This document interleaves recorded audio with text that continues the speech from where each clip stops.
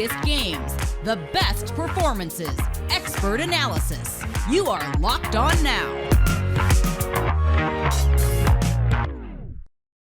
Welcome in. You're listening to Locked On Now NBA, local experts on the biggest stories on the hardwood. I'm your host, Kainani Stevens. Thank you for making Locked On Now your first listen every single weekday. We have our Locked On NBA hosts here to break everything down for you from Thursday, but we're going to start off with the Mavericks, who got the best of the Warriors for the second time this week in our biggest game.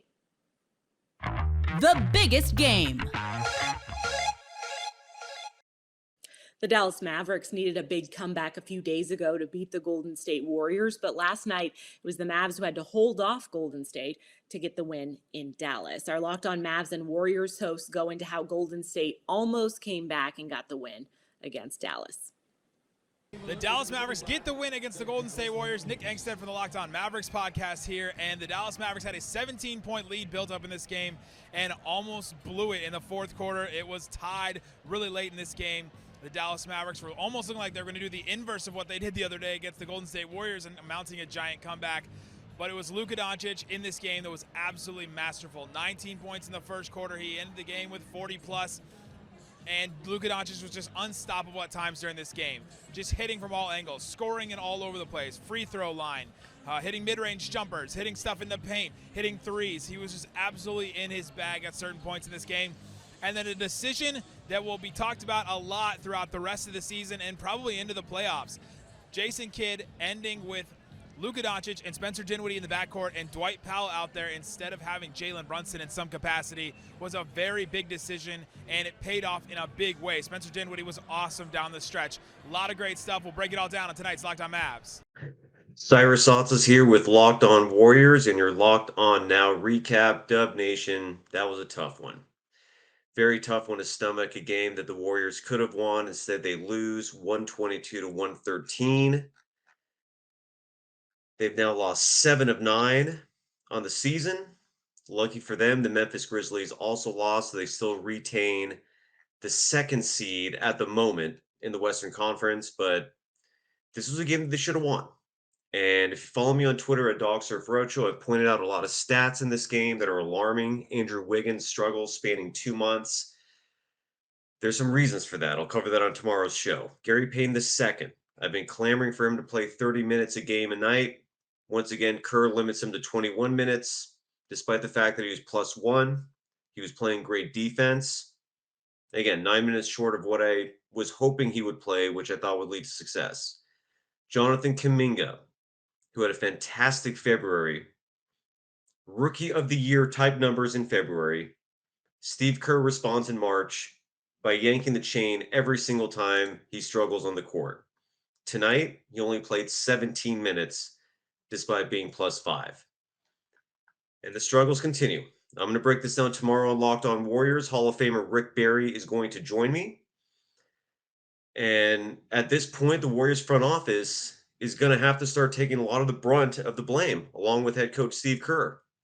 I mean, the blame is going to go everywhere, but this roster, the way it's crafted, is incredibly flawed. I'm going to talk about that and so much more tomorrow on Locked On Warriors. You can follow me on Twitter at DogSurfRocho and this program on Twitter at Locked On Dubs. The Pistons remain red hot, getting their 6th straight win. This time it was over the Raptors. Locked On Pistons tells us about the impressiveness of CADE Cunningham, despite the fact he didn't see the foul line once on Thursday night.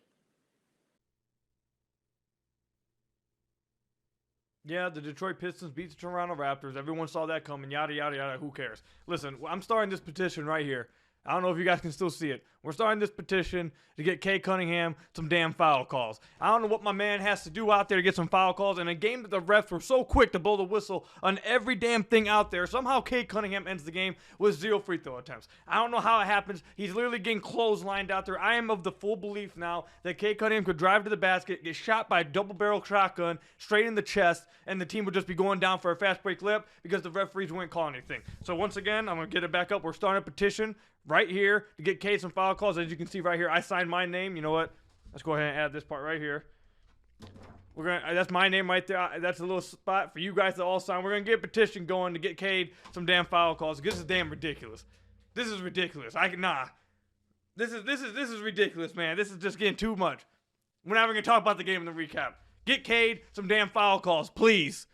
Fred VanVleet still out for Toronto, and the team struggled mightily without him. Locked On Raptors says there may be another reason, though, Toronto just can't seem to get by the Pistons this year. The Dwayne Casey curse is inevitable. Sean Woodley here from Locked On Raptors to break down the Toronto Raptors' 108-106 loss at home to the very bad Detroit Pistons, who are very good when they play the Toronto Raptors. This is now the 6th consecutive victory for Detroit over Toronto. And since the Raptors fired Dwayne Casey after he won Coach of the Year in 2018, leading to, of course, them winning the title under Nick Nurse the next season, the Pistons are 9-3 against the Raptors. They are 33-99 over the last 2 seasons against all other teams, and they are 6-0 against the Raptors over the last 2 seasons. It's unbelievable stuff, and it's really hard to distill any sort of takeaway from the game because karmic forces well beyond our understanding are what's really going on here, you think? And yeah, I mean, the Raptors, of course, did not play terribly well in this game. They were missing Fred VanVleet and OG Anunoby. And if you're looking for a take about the Raptors, it's that they need Fred VanVleet and OG Anunoby because without those two guys, they have one traditional shooter in their starting 5. And Gary Trent Jr. had himself a stinker tonight, going 4 of 22. And you're just not going to win that way, especially when you have the basketball gods very much not on your side. I'll have more broken down from this game, what we can break down in terms of actual on-court stuff, instead of like the weird ethereal stuff that's been going on with the Raptors and Pistons for years. That'll be on tomorrow's episode of Locked On Raptors. Be sure to tune in. Kevin Durant back on the court for Brooklyn, but it wasn't going to be enough against Bam Adebayo and the Heat on Thursday night. Locked On Nets details what went wrong for the Nets in Brooklyn. Doug Norrie, Locked On Nets here, coming at you following a pretty brutal loss by the Nets to the Miami Heat, 113-107. Kevin Durant finally makes his way back onto the court for Brooklyn. Everything's looking great. They're up by as many as 16 points in the first half, where it looks like they're just going to run away to victory over a Miami team that doesn't have Jimmy Butler, doesn't have Kyle Lowry, doesn't have PJ Tucker, a noted Kevin Durant sort of like hounder. And all of a sudden, it just completely gets away from them in the second half. They really struggle in the third quarter. They lose that one 28-17. Make a push at the end, but it's just too little, too late. We're going to talk about Durant's return, some adjustments that were made and not made by the Nets in this game, some frustrating aspects of a loss that really shouldn't have been this way at all. That will be all for you over on the Locked On Nets podcast. Coming up, the Celtics and the Clippers get big wins. Trae Young closes the door on Chicago. This is Locked On Now NBA. Today's edition of Locked On Now is brought to you by Built Bar, the best tasting protein bar available. They're low calorie, low carb, low fat, low sugar, all of that, but they're high in protein. And more importantly, they taste really great because they're made with a 100% real chocolate. And some of their new flavors, the puff ones, have protein infused marshmallow. So you can't get much more tasty, but also good for you as well. They come in tons of different flavors. If you don't like marshmallow, there's a bunch of other stuff you can check out as well. So head over to built.com. You can use promo code LOCKED15 and you'll get 15% off of your order. Again, that's promo code LOCKED15 for 15% off your order at built.com. Welcome back. This is Locked On Now NBA. I'm Kainani Stevens. Thank you for making Locked On Now your first listen every single weekday. Now, Trae Young took over in the final minutes to help beat the Bulls in our best performance. The best performance. Hold up.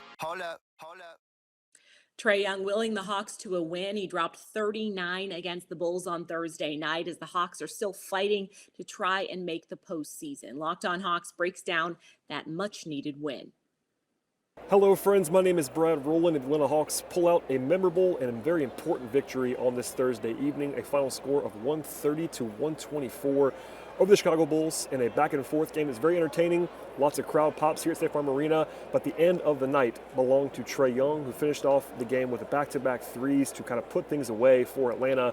He had 39 points and 13 assists on the game that he was almost not going to be playing. And Nate McMillan said after the game he was pretty close to not playing with the ankle injury that he suffered on Tuesday, but Trae was masterful. Particularly in the second half of this contest, the Hawks were awesome on offense the entire way, and they got just enough stops down the stretch to eke out a 130-124 victory. So this is a balanced game in a lot of ways. Besides Trae, the Hawks had 6 guys in double figures. Capella is very good in this game. Bogdanovich is very good in this game. Kevin Huerter with a bounce-back game in this spot as well. So lots of positive to take away from this one. And at the end of the day, the biggest thing for Atlanta is getting a win on a night where they just could not afford to have any more of these close back-and-forth losses. We'll have much more on this game and the future on the Locked On Hawks podcast. What's up, Bulls Nation? Matt Peck here from Locked On Bulls with your post-game takeaway. The Bulls dropped their third straight, 130-124, the final in Atlanta. And this was a night that Trae Young would not lose. He had 39 on 7 of 9 from downtown, including 2 dagger threes late in the fourth quarter of a very tight contest. He was also a perfect 10 of 10 from the free throw line. And uncharacteristically, DeMar DeRozan had 2 misses and even a traveling violation down the stretch in this one after he was doing his normal thing, making mid-range buckets earlier in the fourth. Hard loss for the Bulls as they see their grip on home court advantage in the first round in the East shrinking in these very tight Eastern Conference standings. And it only gets tougher tomorrow night, second night of a back-to-back against the Bucks at the United Center. Hey, Grayson Allen, do you hear that bell? Because it tolls for thee. Be sure to check out our Friday episode of Locked On Bulls for a full breakdown of this Bulls-Hawks game. And keep tuning in next week when we welcome our new hosts of Locked On Bulls, Hayes and Pat. For the last time signing off on Locked On Bulls now, this is Matt Peck saying, see red, be good. The shorthanded Celtics stayed hot thanks to a clutch fourth quarter from Jason Tatum as they take down the Grizzlies. Locked On Celtics has more from Boston. Hey there, John Corrales here from TD Garden, where the Boston Celtics beat the Memphis Grizzlies 120-107. An amazing defensive performance by the Boston Celtics, who have been the best defense in the league for most of this year. In fact, they might have actually crossed into it recently. The Celtics, for most of this, were holding Ja Morant in check. Now, he did go off late in the game, but his shooting percentages were pretty low. They held Desmond Bane in check pretty nicely. And for the Celtics, Jason Tatum, the birthday boy, went off for 37 points. Marcus Smart chipped in 18 points and 12 assists. And really for the first half, first 3 quarters, he was winning the point guard battle, which was amazing to see. Celtics get a huge win without Jaylen Brown. They started Aaron Nesmith. He went down with an ankle injury, so the Celtics were extraordinarily shorthanded. They got good performances up and down. Al Horford, 21 points. They had 12 points from Derek White off the bench. Grant Williams with 11 points, 3 of 3 from 3. Complete team win, and a big one. Their biggest test so far after their big turnaround, the biggest test, at least in the calendar year 2022, with a Memphis team that is really seen as a Western Conference contender. So the Celtics get a big win, and now they face the Brooklyn Nets, who will have Kevin Durant and who will have Kyrie Irving, it seems, for Sunday afternoon. So the tests continue rolling on, and I will talk about it on the Locked On Celtics podcast. So make sure you're subscribed and watch the show on YouTube. The LA Clippers beat down on the Lakers last night to complete a season sweep of their LA counterparts. Locked On Clippers and Lakers takes you through what was an easy win by the time the final horn blew. What is going on, Clips fans? Chuck Mockler here, one half league host and duo over at Locked On Clippers, coming at you after the Clippers just dismantled the Lakers to complete the season sweep. The score was a lot to a little. The story of this one was Reggie Jackson. He puts up 36, 8, and 9. The Clippers had a 40-18 third quarter, which was an answer to a 14-0 Lakers run to close the first half. It was unbelievable. Ivica Zubac, formerly a Laker, he was traded for a bag of donuts, puts up 19 and 9. We saw some zone from Ty Lue. He was calling timeouts to keep the Clippers focused in the fourth, to not let this one just kind of slip away in some insane fashion.